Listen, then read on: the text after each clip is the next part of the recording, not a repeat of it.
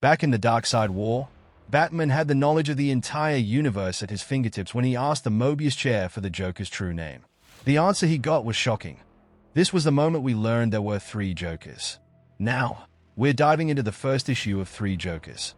It starts with a storm raging over Wayne Manor, rain pouring down as light shines on the graves of Thomas and Martha Wayne. Suddenly, the Batmobile crashes into the tombstones, and a bleeding Batman stumbles out.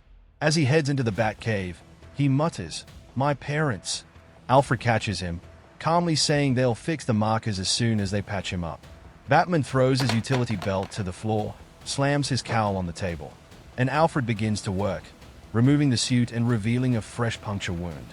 Alfred asks, "What was it this time?" and begins stitching him up. Batman, with a grim tone, replies, "An umbrella." This is just one of many scars on Batman's body, far from the last. He recalls the pain of his back breaking at the hands of Bane, burns from the Riddler's cane, claw marks from Catwoman, bites from Killer Croc, stabs from Scarecrow, and the gunshot wounds and acid burns from the Joker. The Joker has scarred him the most. As Alfred stitches him up, Bruce hears it, faint laughing, growing louder and louder, reminding him of that night at the theater with his parents after watching The Mark of Zorro. Little Bruce was laughing until the man with the gun appeared. Thomas Wayne offered the man money, but instead, he shot Thomas and then Martha. The gun fell at Bruce's feet, but the man ran off instead of pulling the trigger. Alfred's voice snaps Bruce out of his memory. The wound is deep, another scar added to the collection. Bruce's thoughts are interrupted by a news report, a horrific crime committed by the Joker. He's killed the last remaining members of the Moxon crime family. Batman suits up, thinking, the criminal. Elsewhere, Batgirl is working out at the gym when the news reports another Joker crime. Comedian Colonia Parker was murdered. The brutal killing streamed live by the Joker. Batgirl pushes herself harder, until the machine breaks. As she showers, she feels the scar on her stomach, where the Joker shot her. She remembers asking him, "Why are you doing this?" and the Joker simply smiling, saying, "To prove a point." Meanwhile, Red Hood is battling Joker goons, listening to the news playing through his helmet. Security cameras caught the Joker escaping from Ace Chemicals, contradicting earlier eyewitness reports.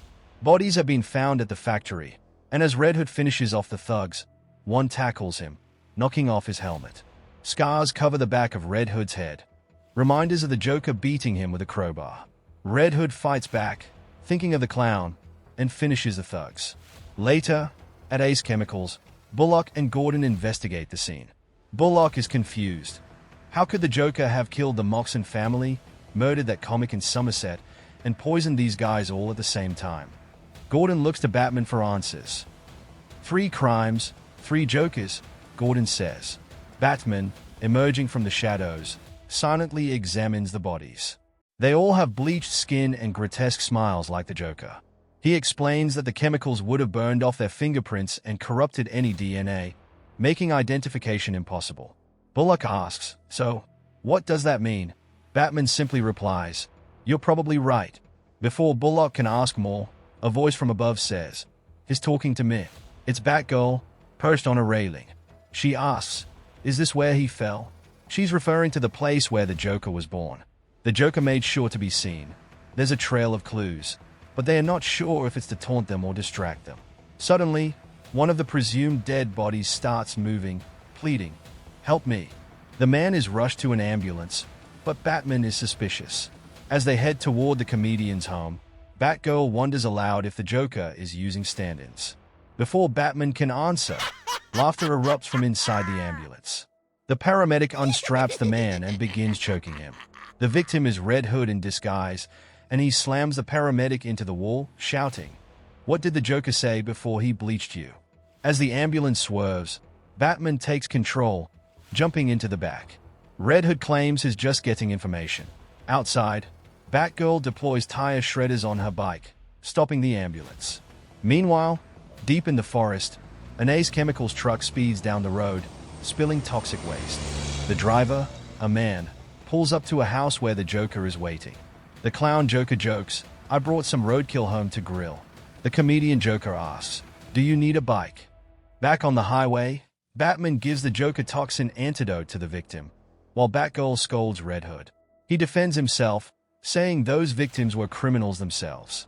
Batman intervenes, noting that Red Hood had been tracking the Joker just as Batgirl and Batman had. They realize the Joker isn't working alone, so they must work together. At a cabin in the woods, the clown Joker asks, "What now?" The criminal Joker replies, "We do what we always do, make a better Joker." Later, at the Gotham Aquarium, Batman, Batgirl, and Red Hood follow a lead. They discover that all the fish in the tanks are smiling, and one even has giant teeth, a smiling shark.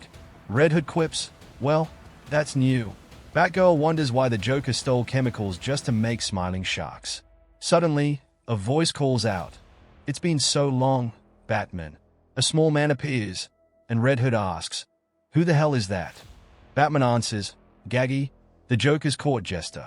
Before Red Hood can finish mocking him, a gunshot hits the aquarium glass. Gaggy shouts, "Get them!" A fight breaks out, with Batgirl and Red Hood easily taking down the thugs. Gaggy attacks Red Hood with a cattle prod, but Red Hood fires a shot that cracks the aquarium glass. A shark bursts through, swallowing Gaggy whole. Toxic fumes begin to fill the room. Red Hood remarks, "Guess that wasn't Gaggy's big comeback." Batman stops him, pointing out that the tank wasn't large enough to hold all the stolen chemicals.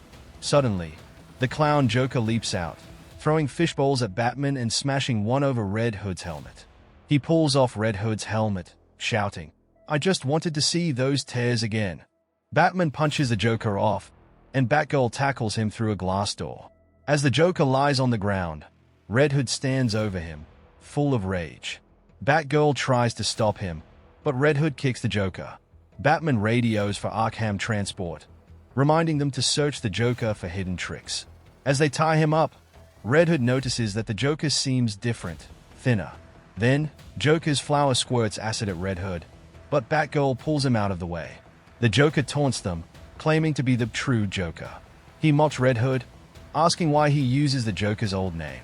The Joker says, "I didn't kill you. I brought you to the edge so you could live and suffer, just like Batman."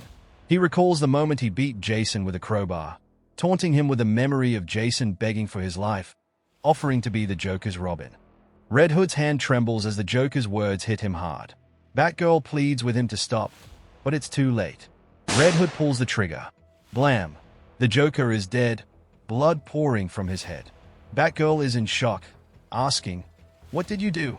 Jason, emotionless, replies, "I did what had to be done." He tells Batgirl that deep down, she wanted this too. She denies it, screaming at him and storming off. Red Hood watches her leave, then looks at the Joker's lifeless body. "I hope I got the right one." And that's how the first issue of 3 Jokers ends.